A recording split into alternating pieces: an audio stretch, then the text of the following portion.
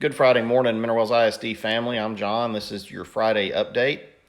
The Centers for Disease Control issued guidance on reopening schools. I saw it this morning for the first time. I think it may have come out yesterday. I would encourage you to take a look at that guidance. You can Google that to find it. In short, they're saying that for schools to reopen, this is nationwide, you need to meet several thresholds before you reopen. The first one is, do state and local guidelines permit you to reopen? The second thing that schools need to consider, can you protect students and employees who are at higher risk? Third, are you able to screen folks as they come into the schools to make sure they don't have symptoms? Four, are health and safety actions in place? And what I mean by that is, are there things there for hygiene, making sure people are washing their hands, using hand sanitizer? Are you disinfecting your site? Are staff trained in safety protocols under this new virus situation? Number five, is there ongoing monitoring of student and staff health in place? Like, do you have a plan for if someone gets sick on campus or exhibits symptoms on campus? Do you have a plan to monitor possible symptoms appearing at each of your school sites? There are a lot of things to consider. That's just an overview. There are a lot of things that we have to consider when we talk about reopening, but I can tell you one thing, first of all, without question, we have to be physically closed at our school sites for the rest of this school year, and I understand this school year is almost over. That's by governor's order, so there's really no consideration about reopening this school year. We're talking about next school year. Yesterday, the TEA announced that on Tuesday, we're going to be hearing from them about criteria for face-to-face summer school. So it looks like, at least in certain areas of the state where maybe there's not a large number of viruses cases, that we would be able to open schools during the summer if we meet certain criteria. Now, Mineral Wells ISD has no plans for face-to-face summer school. We are planning on the kids who need to come to summer school because they didn't complete their work this fall. We would continue to do the at-home learning for those kids. So our summer school will not be face-to-face in Mineral Wells. But I bring this up because it suggests to me that we will likely, in the state of Texas, be back in school in the fall face-to-face. Now, that may not apply in all areas. In some of the more urban areas, they may not be able to do that, but I anticipate most schools in Texas will be back in session face-to-face in the fall. I want everyone to understand there will likely be changes to how school is done. For example, we probably won't have perfect attendance prizes anymore. We probably won't have final exam exemptions based on attendance. There are going to have to be, changes made related to attendance, because there's a good chance that lots, kids will miss school because of the virus situation. The TEA also told us this week that if parents aren't comfortable sending their student to school because of the risk of exposure to coronavirus, then TEA will continue to allow public schools to provide at-home learning for those students. Now, this will affect a number of kids in every public school in the state of Texas. There will be kids whose parents choose to keep them home out of a sense of safety. I think this is vitally important. I think it gives each parent the power to decide for themselves what is best for their situation and their child. If you, for example, have an elderly grandparent living at the home, then you maybe can't take the risk of your child bringing COVID back into the house and going out into public where they could be exposed. So you would be able to select in-home learning for your child. On the other hand, if your children are too young to be left home alone and you work, your spouse works, then maybe you're not as concerned about the safety risk of your child possibly going out and being exposed to COVID. Maybe you're more concerned about the economic well-being of your family and the need to go to work and bring home income to feed your child. So school would be open for people in those situations, and they could send their children to school. Now, this reality means a lot of decisions have to be made by people like me, school officials, and state officials between now and August. And so there are a lot of unknowns. There are a lot of questions you would likely have that I can't answer right now. For example, what happens if a case of COVID-19 appears on campus? If someone comes to school and they're sick, we send them home, and then we find out they have COVID. My guess right now is that campus would have to shut down for 2 weeks. And that would be for disinfecting, and it would also be to give time for anyone potentially exposed to self-quarantine and see if symptoms appear. Will we have to keep kids 6 feet apart inside classrooms? If that's the case, we've got major problems to solve because our classrooms aren't big enough to keep kids 6 feet apart unless we cut the class sizes in half. Well, that's not real easy to do unless you double the number of classrooms you have, which means building new buildings or buying portables, and hire twice as many teachers, which means doubling your payroll budget, which is the biggest chunk of your budget. Or you educate kids in 2 shifts. Well, does that mean you have A day and a B day, or does that mean you have a morning session and an afternoon session? All of these are very inconvenient for parents. So those are things we don't know right now how we would solve them. We don't really know if we're going to be required to socially distance kids inside of classrooms, or do you teach a class on the gym floor? Please know that we're actively wrestling with all of these scenarios, and by the time school starts, we will have answers nailed down. That brings us to the topic of school calendars. You may have seen that TEA has published some sample recommended calendars.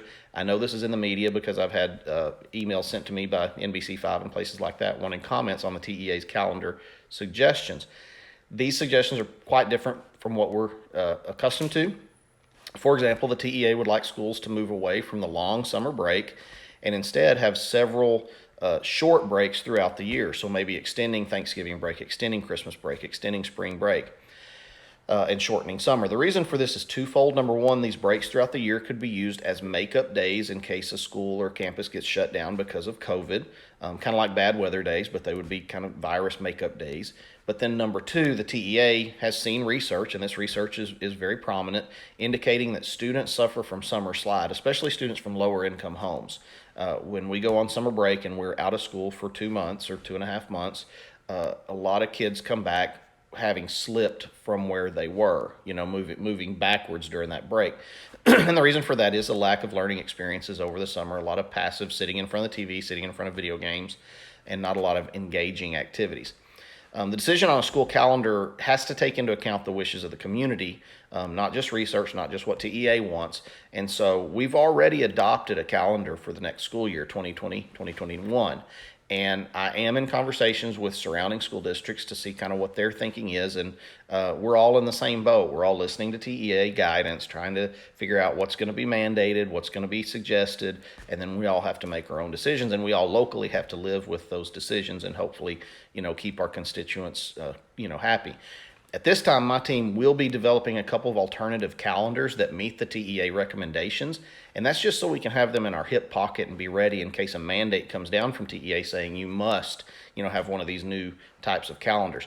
TEA has said clearly they won't mandate a different kind of calendar, so the most likely outcome is that Mineral Wells ISD will continue with the current calendar that we've already adopted, but just know we're developing the other ones just in case.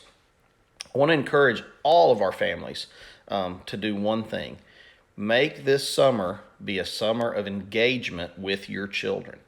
Summer slide is caused by kids plopping down in front of the television, on their cell phone, in front of video games, every day, all day long for 2 months, and just having passive experiences only. I'm not against video games. I play video games with my kids all the time, but it can't be the only thing they do. For new dendrites to grow in their brains, kids need active, engaging experiences, and they need variety of experience. Every student's learning has already been negatively impacted by COVID-19. That's not to take away from the activities that our teachers have put together, our parents have initiated and done at home. Teachers and parents have worked really hard to continue education through packets, through online interfaces, but it's not the same as going to school every day, Monday through Friday. There will for sure be learning loss, regardless of summer slide. There's already been spring slide right now. Mineral Wells ISD will be giving beginning of the year assessment to see exactly how far behind our kids are next year from where they would be expected to have been if not for the COVID-19 closure. Parents, you can help your child not be as far behind as they potentially could be if you will adopt the role of hands-on life teacher this summer.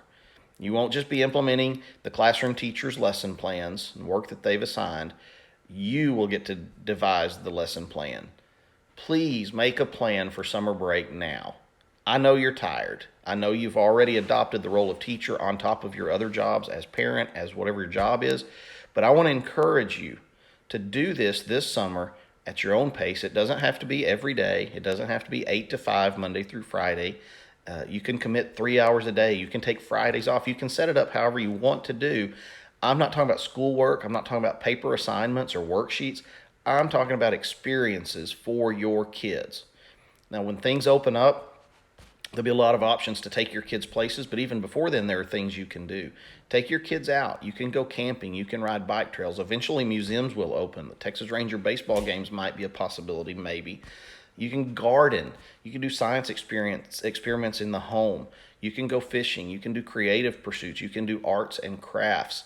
Something to vary up the experiences that your kids do. Cooking is great because they measure and they learn what a quarter of a teaspoon is and what an eighth of a teaspoon is. Literally anything but a daily dose of passive video games and TikTok will help prevent or arrest summer slide. If your child is to come back to school in August close to where he or she would have been, this summer can't be a typical summer. In fact, it has to make up for the slide they are already experiencing due to COVID. They've already lost ground academically. Something for you to consider. If you just want to rest this summer and tell your kid to go play video games every day, I get it. I'm a parent too. But I want you to really consider making this a summer of family engagement. And I know a lot of people have done that this spring. Have done a lot of things with their families they haven't done. So engaging experiences with your children. It's really not just me asking you to teach. It's me asking for good, thoughtful parenting. And that's what we all signed up for when we had kids. Love is spelled Time, is the old saying, and I think that's exactly right. So please consider making this summer a very special summer. Last thing today, the closure and lack of normalcy is really hard on our kids. Some of our kids haven't seen friends in months, and I just want to remind you, we've shared this information several times before, but if your child is struggling, there are resources available. There's a hotline with free mental health support available statewide. This was put online by the state when the COVID-19 crisis started. This is a hotline available for anyone, staff, students, parents, etc. It's monitored 24 hours a day. It's available through the state of Texas, Health and Human Services, I believe. So please share and or use as needed. The number is 833-986-1919, 833-986-1919. Another option you have is you can text the word HOME, HOME, to 741-741, and you can reach a crisis counselor 24 hours a day, 7 days a week. Last thing I want to say, today is Peace Officers Memorial Day. So please take a moment in your heart today to be thankful for those brave people who've put their lives in harm's way and given their lives to keep us safe. And also, if you see a police officer today, please thank them for being willing to lay their life on the line for our safety and security. That is all I have for you today. Thank you for listening. If you have any questions about any of these topics or anything related to COVID-19, don't hesitate to email your campus principal, or you can email me, or you can send an email to the coronavirus@MWISD.net email address, and that will be directed to the appropriate person. Thanks. Have a great weekend.